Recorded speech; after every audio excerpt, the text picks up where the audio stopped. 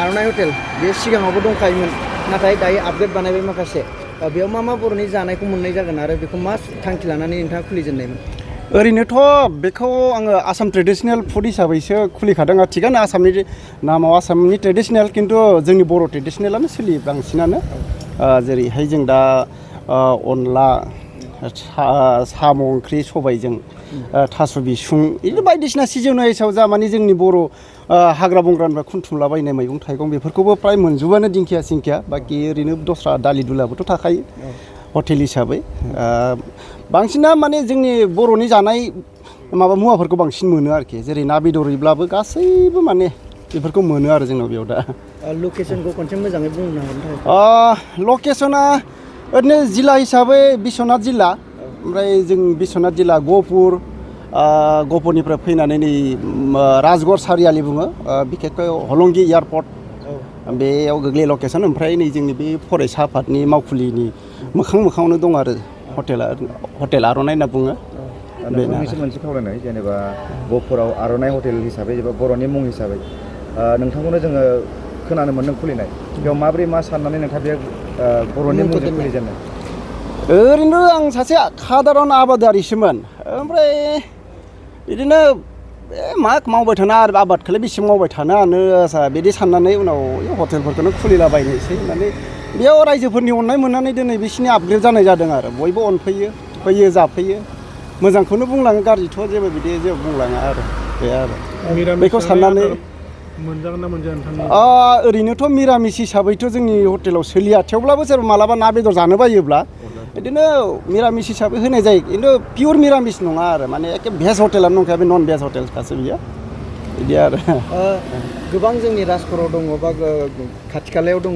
गोबां बेसेनफोरखौ बुरजा लायो नोंथांमोननियाव खम बेसेनावनो बेफोरखौ मोनजायो गोबां बर'नि जानायफोरखौ मोनजायो बे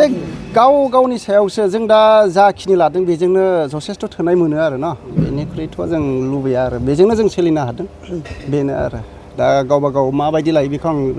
रावनावबो सोंनोबो थाङा ओमफ्राय आं दा जेरै सोलिदों बिदिनो आरो दिनै राजक'रनि जि एबसु अफिस बेनि ओरै साखाथियावनो नोंथांमोननि आर'नाइ हटेल गोदान खुलिदों सिगांनिफ्राय दंखायोमोन नाथाय दायो मोजांसिन खालामदों दा बेयाव मा आइटेम मोनो आरो बेखौ मा लानानै खुलिदोंमोन? जोङो माने गासैबो लकेल आइटेमखौनो सङो बर'फोरनि सबाय अनला नारजि बिदिनो गासैबो माने लकेलखौनो संजोबो आरो दिंखिया थास' आथिं बिबार माने सिजोनाव जिखौ मोनो बेखौनो संजोबो जोङो ओमफ्राय बाराय लायै बाराय सोलायो माने बाराय लायै बाराय सोलायनाय जायो आरो मालाबा दिनै थास' संबा गाबोन अनला संगोन समफोर नारजि संगोन बिदिनो सोलाय संनानै होयो आरो कास्टमारफोरनि माबायदि अनसायनाय मोनो दासिमाव बे समाव? कास्टमारफ्राथ' रावबो इसेबां माबा गाज्रि होनाखै जेसेबां माने फैदों जानानै मोजांखौनो मोनदों होनो आरो ओरैनो बेयावहाय बेदरजों बा नाजों ओंखामखौ जायोब्ला बिनि बेसेना बेसेबांसो जायो? जों सालानि नाफोर मालाबा होयोब्ला 180 थाखा लानाय जायो लकेल नाजों 200 अमा बेदरजोंबो 200खौनो लायो ओमफ्राय लकेल दाउजों 250 लानाय जायो बोरमा बेदरफोर संबा 300 लायो आरो अमा बेदरखौ मा अमा बेदरा ड्राय फ्राय बिबार ड्राय फ्राय खालामना होयो ओमफ्राय बिदिनो लिभार बिखा आमाय थुखुल बिदि बायदिसिना मिक्सार बानायना होयो मोनसे आरो बे आइटेमाव होनाय जायो बेखौ ओमफ्राय सोरबा बयलफोर खालामनो होबा बयल खालामना होयो दाउफोरखौबो बिदिनो सोरबा रुना हो होनबा रुना होयो आरो बे समाव रायजो राजाखौ मा खावलायगोन आरो नोंथांनि लकेसनखौ बिदिनो जायगा लकेसना बिदिनो आरो राजगड़ हलंगि होनो एबसु अफिस सिदा जोंनि राजगड़नि एबसु अफिस सिदा साबैसे मावग्रा बिदिनो संनाय खावनाय लायो? जोंनि संग्रा खुरग्रा जोंनि स्टाफआ 8 जन दङ 8 जन बर'बो दं गुबुन हारिबो दं आरोना एसे जोंनि न' खाथि खालानि नेपालिफोरबो फैयो मालाबा हारसाफोर हटेला 5 बोसोर जाबाय आरो 5 बोसोर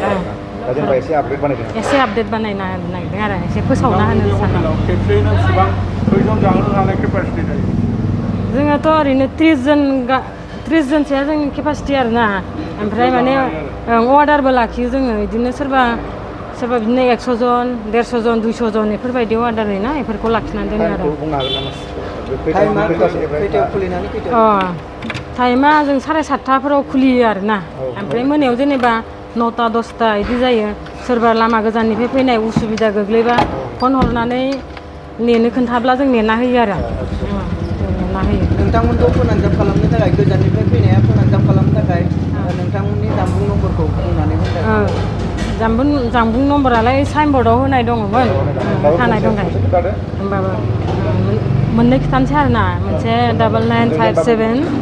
9957 44928 आरो मोनसेया बे नाम्बाराव कन्टेक्ट खालामबा बेयाव मोनगोन